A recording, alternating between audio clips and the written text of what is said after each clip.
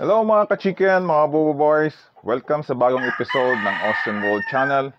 And today we'll be discussing about the feeds for our cockerels. Usually dito sa aking backyard farm, marami akong 2 months old na mga cockerels. Pero bago tayo mag-start, may konting surprise ako para sa inyo. It's my life.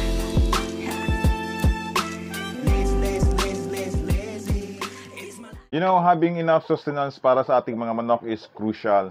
Pero minsan, ang budget is a bit tight, kaya I thought of a fun way para mapondohan ang ating mga feeds. Isang stag raffle.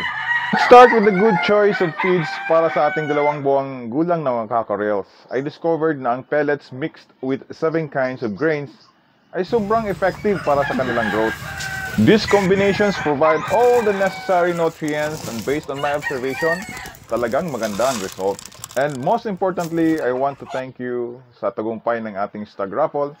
Dahil dito, we were able to raise enough funds para sa ating feeds and maintenance ng ating mga manok. It's really a good start because we were able to again to accumulate a certain amount of funds para mas mapa-improve pa natin yung ating munting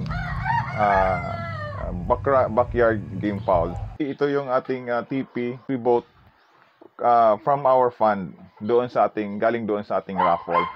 For your information, yung ating raffle lang naman, yung stag natin, naggumawa tayo ng 2 stag na pinraffle natin for just 300 pesos. You can get to avail 1 stag out of 1 number na pinili mo. So let's talk about the budget side of things. Importante na mapakain natin ang ating mga manok without hurting much of our wallets. I have some practical tips na gusto kong i-share. Hanapin ang affordable grains locally and consider creating a supplemental food for the chickens. Ako, ginagamit ko dito yung kangkong, dahon ng malunggay to cover other vitamins needed for our chickens.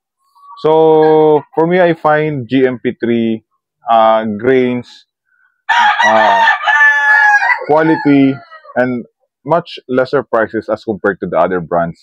Pero kung kaya naman ng budget mo, why not go for other quality brands na medyo may mahal lang nga, medyo may kamahalan ng konti, but you can afford it naman.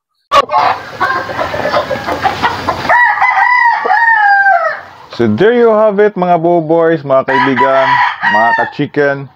We successfully pulled off our stag raffle, and I want to thank you all for supporting our stag raffle.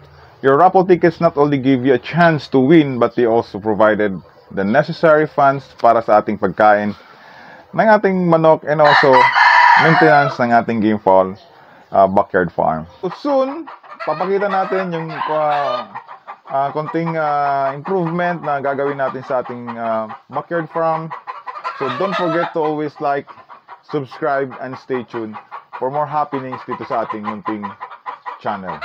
Until next time, happy chicken, mga kabuboys!